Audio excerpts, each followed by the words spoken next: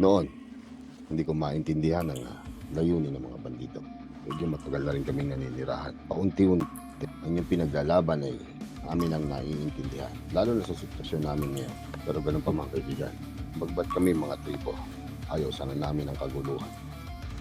Pero tingnan ninyo, kaibigan. Tingnan ninyo mabuti ang ginawa nila sa aking mukha.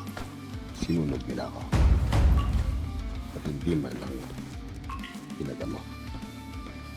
Ang intensyon nila ay patayin, lalong-lalo ng aming dahilan. Kung hindi nyo ginawa iyon, ano man ang inyong dahilan, maaaring hindi lang pagsulog ang ginawa nila sa akin, sa aming dalawa ng kaibigan ko. Ano man ang inyong naging intensyon sa bayang iyon, nakabuti para sa amin. Bilang tribo, yun ay isang utang na loob. Yan nung ako'y nagkaroon ng malay, ang pulang kasuotan na yan ang aking natandaan. Kundi dahil yan, siguro hindi na rin namin makasama o makikita itong aking mga kapatid. Ano ang inyong gustong kapalit? Pagtulong ninyo. Kapalit, mga kapatid, lilinawin ko lang. Pabalik ko lang yung sinabi ng aking isa. Ito namang biglaan na sinasabi na nakapagligtas sa'yo. Hindi rin namin inaasahan sa kabilang banda. Paggawa namin ng karahasan sa bayan, may natulungan kaming kagaya ninyo.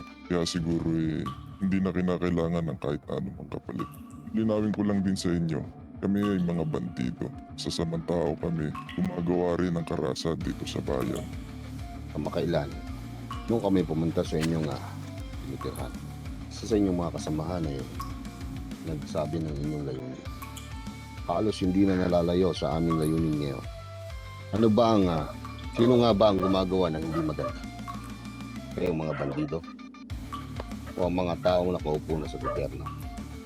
O mga nagpapatubad sa batas? Kayo ba? Pumapatay ba kayo ng mga walang laban? Mga prinsipyo kaming ipinaglalaban at hindi kami basta-basta pumapatay. Tunayan yan, ginagamit lamang namin ang aming mga arpas kapag ang aming buhay ay nalalagay sa alanganin kapag nakakakita kami ng mga pangamba sa aming paligid. Muli kami ang mga grupo ng Urimaw. Ginagawa namin ito dahil sa mga pangunahing rason. Galit kami sa mga tiwali sa gobyerno. Ganun din ang mga kapatid kong tripo. Alam nila ang pana at palasong lamang ang aming armas at punyan.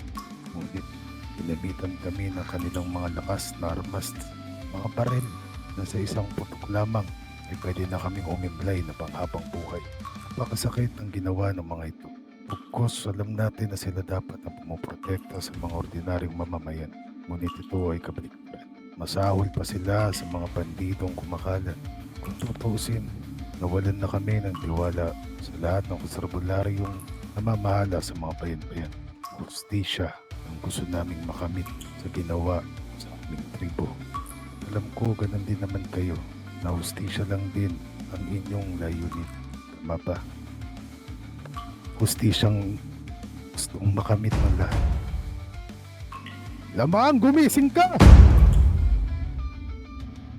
Hindi ko alam kung bakit gusto mo pang gisingin ng natutulog na ganun, Crisanto. Matagal ko nang kinalimutan yan, Crisanto, alam mo yan. Matagal na tayong magkasama sa digmaan. Ang salita ng pinunoy hindi pwedeng mabalik. Tama ba ako? Tama. Tunay. Yung mga kurimaw, ang salita ba ng inyong pinunoy hindi pwedeng mabalik? Ano to naman ang mangyari? Salita ng pinuno kailanman na hindi pwedeng mapatay. Kung ganon, bakit din natin pag-usapan kung paano nga ba ang perpektong pag-atake sa mga kalaban?